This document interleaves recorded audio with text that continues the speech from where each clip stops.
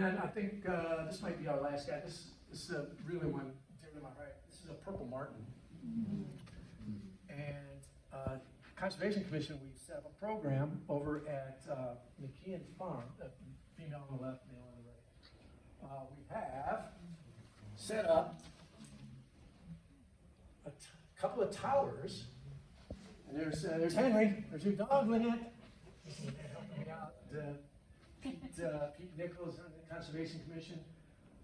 We have a couple of towers like this, 54 gourds, and we've had them up for 3 years now. And we now have one of the biggest colonies in Connecticut of purple martins. We had about 190 adult purple martins and we banded 109 baby purple martins this year. And I think there's our towers. So go out there in the summertime and watch the aerial show all day. People think that purple martins eat mosquitoes. Shh. So they're like, yeah, let's get purple martins. Shh. They don't eat mosquitoes. They hunt really high up in the air, so they get big dragonflies and big moths up there. Like the barn swallows, you know, the ones that fly down low, where the mosquitoes are that are eating us. They eat mosquitoes, but purple martins, they really don't eat mosquitoes. So we're having all this great success with purple martins.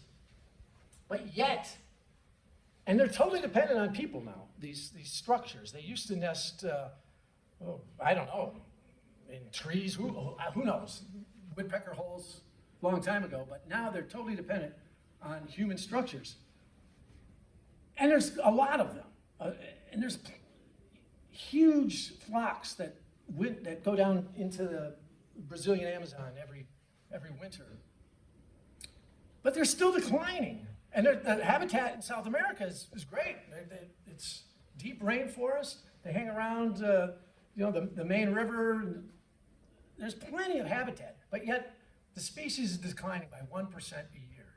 And everybody's like, no, is it habitat loss? Is it food? Is it pesticides?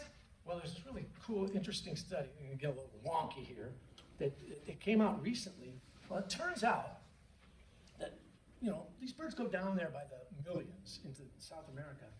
And for millions of years, the way the Amazon has worked, the rain comes down off of the Andes Mountains and flows 2,000 miles out to the Atlantic Ocean. And as it comes down the mountains,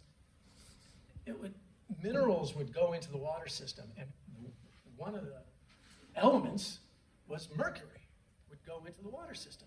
However, over millions of years, it would get diluted to be 1 part per 20 billion or something, and flow the 2,000 miles out, and no problem. It got to be so diluted, it was okay. Well, what they have found, in the last 50 years, in that river system where the purple martins are, there are 80 dams now, 80 hydroelectric dams, and people want to have their lights turned on, just like you and me, right? Turns out it's slowing down the water. It slows it down, and so all this mercury is not diluting, and it's settling to the bottom. And so at the bottom of the food chain, these little things consume the mercury, and it works its way up through the food chain to the insects that the purple martins eat on their wintering grounds. And what mercury does, besides really screw you up mentally, is that it doesn't allow you to maintain fat reserves. You can't put on fat if you have mercury in your system. And so these birds, they need to get fat to make the trip back to Connecticut. And what's happening is they're not putting on the fat. They're too thin when they leave. And somewhere along the way, they just die. They can't make it. So